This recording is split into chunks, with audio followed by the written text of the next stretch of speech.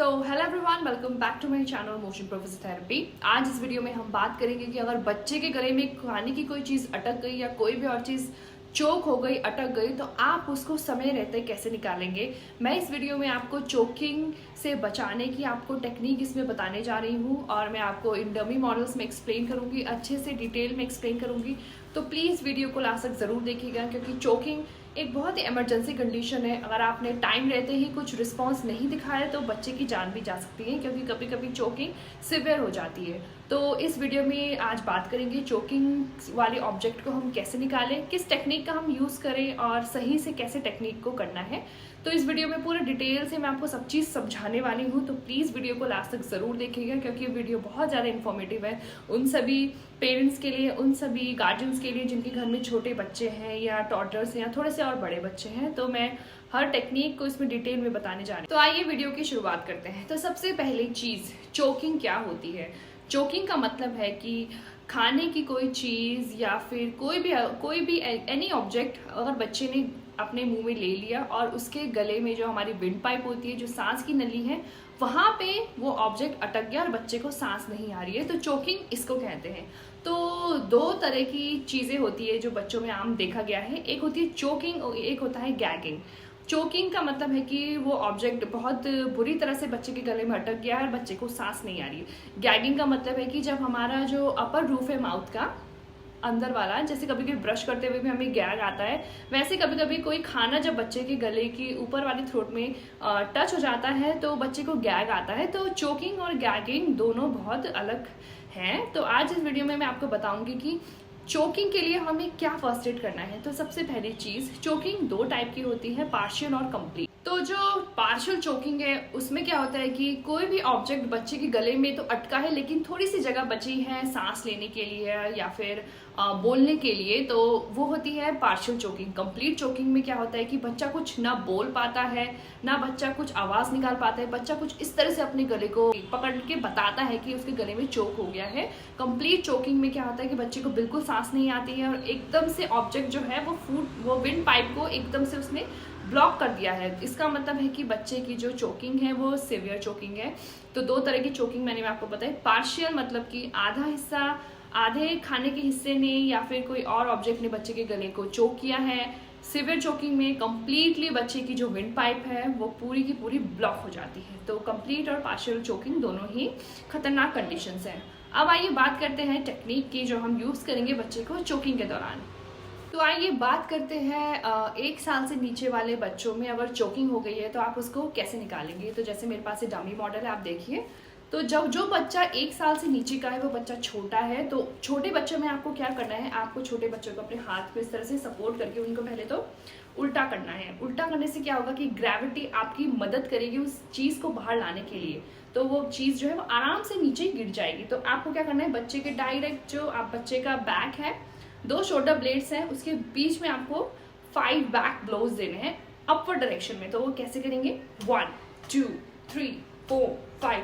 फिर आपको देखना है कि बच्चे के गले से वो ऑब्जेक्ट निकला कि नहीं निकला। अगर बच्चे के गले से ऑब्जेक्ट नहीं निकला है तो आपको फिर से यही रिपीट करना है, 1 2 3 4 5। इस तरह से करके काफी हद तक जो ऑब्जेक्ट्स है वो बाहर निकल जाते हैं। लेकिन फिर भी अगर बच्चे का ऑब्जेक्ट बाहर नहीं निकला है तो आपको सेम यही प्रोसीजर को रिपीट करना है, 1 2 3 4 5। तो आपको कुछ इस तरह से बच्चों को बैक में ब्लोज देना है, 5 थ्रस्ट देने हैं आपको, 1 2 3 4 5।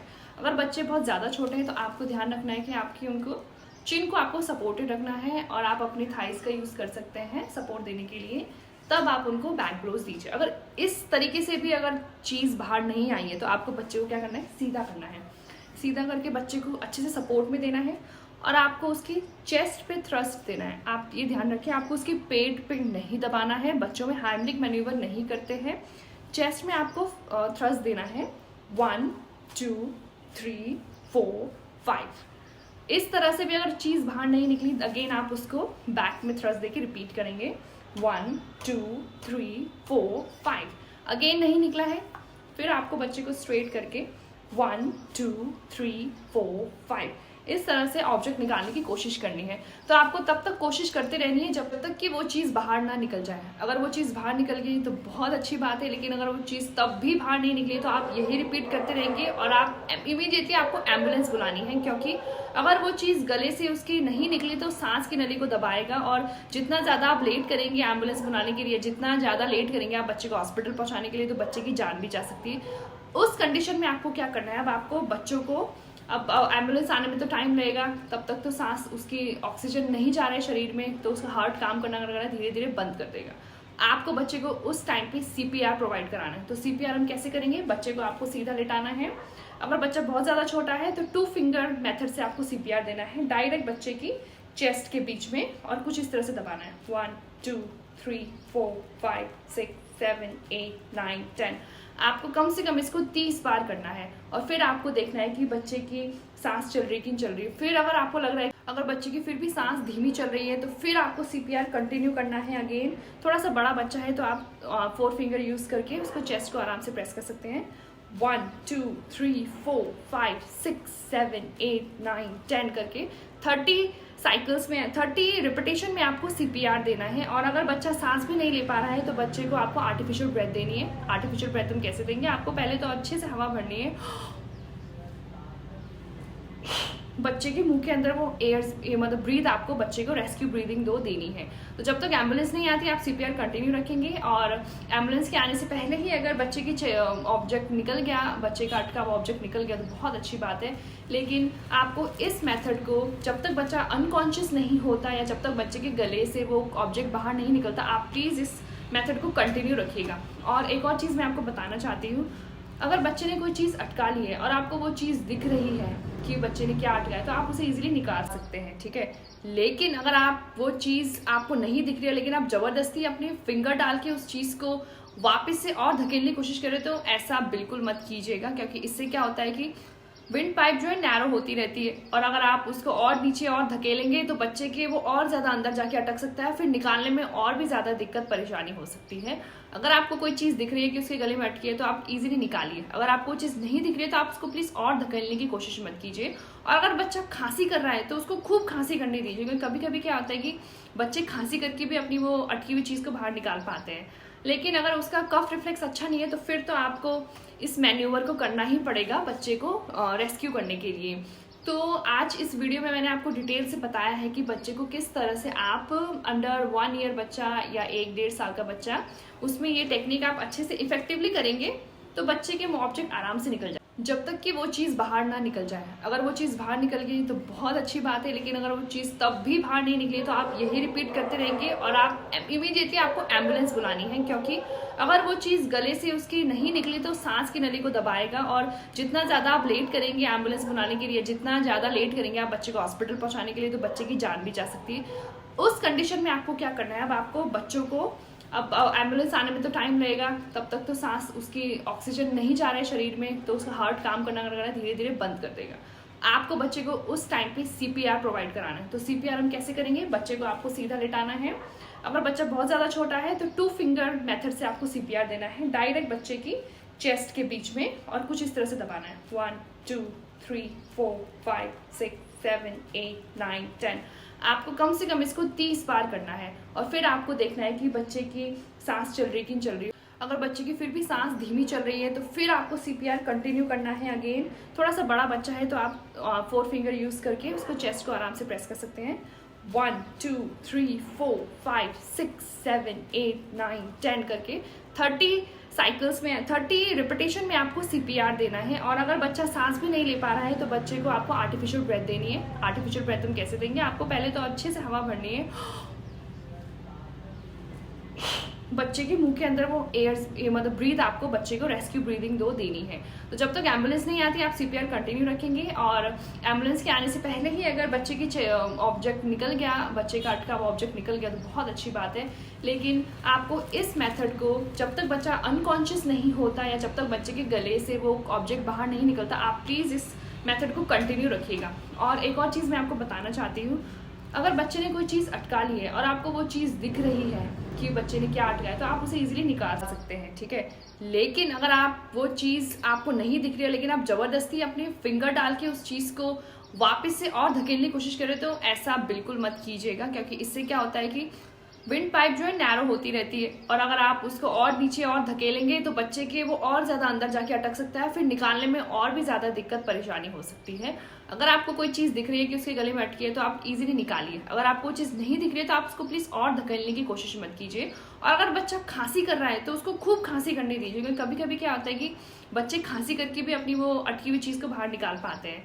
लेकिन अगर उसका कफ रिफ्लेक्स अच्छा नहीं है तो फिर तो आपको इस मैन्यूवर को करना ही पड़ेगा बच्चे को रेस्क्यू करने के लिए।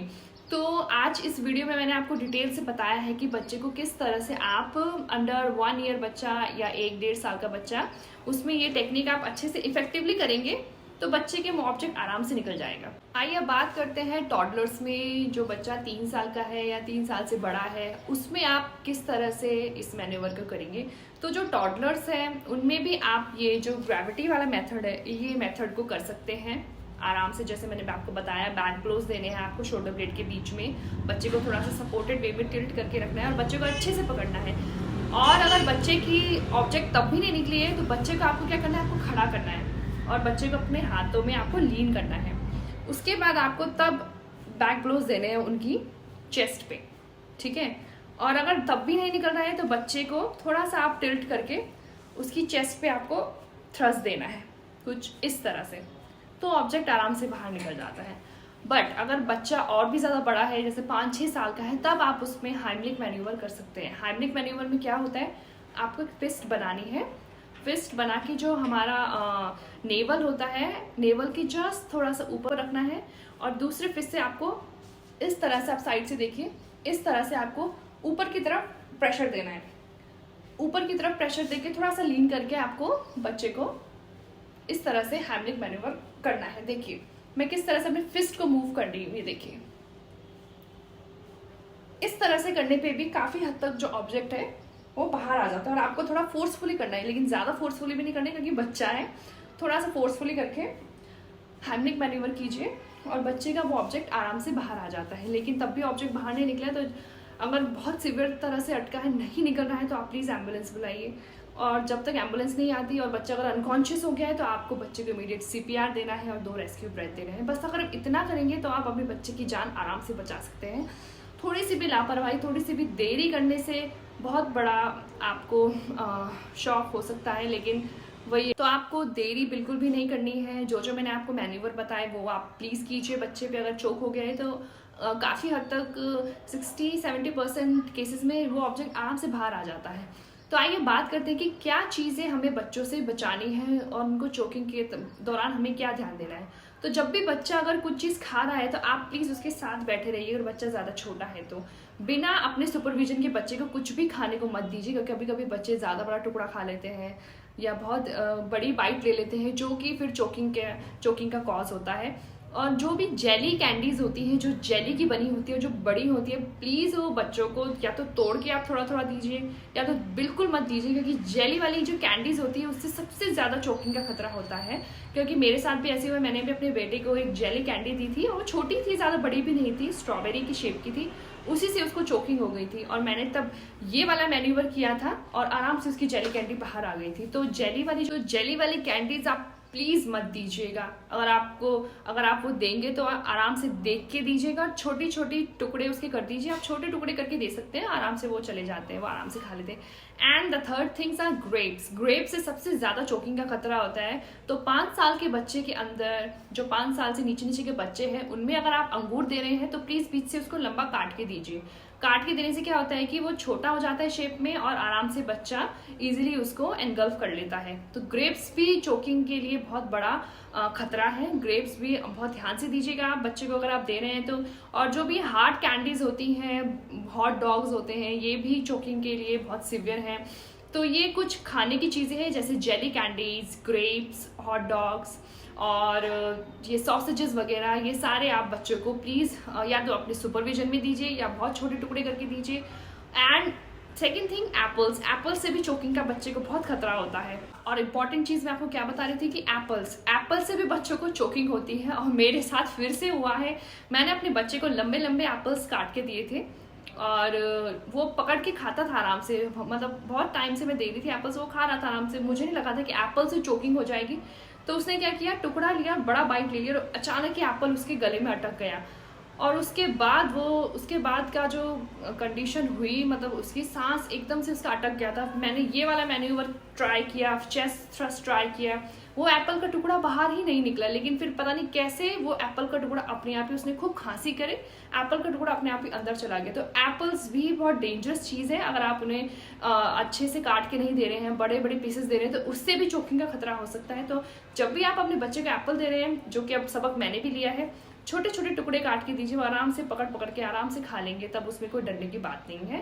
तो एप्पल्स और ये सब चीज़ें प्लीज़ आप बहुत ध्यान से अपने बच्चे। तो आई होप आपको पता चल गया होगा कि क्या चोकिंग होती है, कैसे चोकिंग से आपको बच्चे को बचाना है, क्या क्या चीज़ें हैं जो बच्चों को चोकिंग करवाती हैं और आप उन्हें कैसे सुपरवाइज करके दीजिए। क्योंकि ये इस वीडियो बनाने के पीछे मेरा यही पर्पज़ है, क्योंकि मैं 2 बार इस चीज़ से गुजर चुकी हूँ, 2 बार मेरे बच्चे को चोकिंग हो चुकी है। और आई नो कैसा पैनिक भरा टाइम होता है जब बच्चा सांस नहीं ले पाता, जब बच्चा रो रहा होता है, बच्चे की आईज रेड हो जाती हैं और वो ऑब्जेक्ट बाहर ही नहीं निकलता। तो 2-3 बार मैन्यूवर करके, तो मेरा जो जेडी कैंडी वाला एपिसोड हुआ था मेरे साथ, उसमें तो वो चोकिंग ऑब्जेक्ट निकल गया, लेकिन एप्पल के कंडीशन में वो एप्पल का ऑब्जेक्ट बाहर ही नहीं निकला था और वो अंदर ही पता नहीं कैसे, बाय गॉड्स ग्रेस, वो कैसे उसने एनगल्फ कर लिया कफ के थ्रू, कैसे तब जाके उसको थोड़ी सांस आई। तो मेन पर्पस मेरा ये है कि अवेयरनेस, आप सभी को अवेयरनेस हो कि अगर ऑब्जेक्ट को चोक कर लिया है बच्चे ने, तो क्या करें आप उस टाइम पे। क्योंकि कुछ करना कुछ ना करने से बहुत बेहतर है। और इस मैन्यूवर को आप अच्छे से करेंगे तो आप डेफिनेटली चोकिंग ऑब्जेक्ट को बाहर निकाल पाएंगे। तो मैंने आपको अच्छे से बताया है कि क्या करना है, कैसे करना है, CPR देना है, एम्बुलेंस बुलाने, क्या करना है, सब डिटेल्स मैंने आपको बताई हैं। एंड आज इस वीडियो में इतना ही। आई होप आपको मेरा वीडियो पसंद आएगा एंड बहुत ही इन्फॉर्मेटिव वीडियो है। अपने फ्रेंड्स एंड फैमिली मेम्बर्स को भी ज़रूर शेयर कीजिएगा ये वीडियो, क्योंकि चोकिंग के दौरान क्या करना है कितनों को नहीं पता। और जितना ज़्यादा आप अवेयरनेस इसको फैलाएंगे उतना ही बच्चे के लिए अच्छा होगा। क्योंकि कितनी कंडीशन में क्या हुआ है कि चोकिंग के दौरान भी बच्चे की जान गई है एंड वो बस मतलब बस वो चीज़ मैं सुन ही नहीं सकती, मतलब इसीलिए मैंने मेन ये वीडियो बनाया, ताकि कोई भी बच्चा जो है वो चोकिंग से सफ़र ना करे और अगर चोकिंग हुई है तो आराम से वो ऑब्जेक्ट बाहर आ जाए। तो आज के लिए इतना ही। आई होप आपको मेरा वीडियो पसंद आएगा एंड अगर आपको मेरा वीडियो पसंद आया तो please like share and subscribe ज़रूर कीजिए मेरे चैनल को and don't forget to press the bell icon. तो अगर कोई भी क्वेश्चन क्वेरीज है आप कमेंट बॉक्स में कमेंट कीजिए, मैं आपको डेफिनेटली रिप्लाई करूँगी। एंड आज के लिए इतना ही, मिलते हैं नेक्स्ट वीडियो में, तब तक के लिए bye bye and have a great day ahead.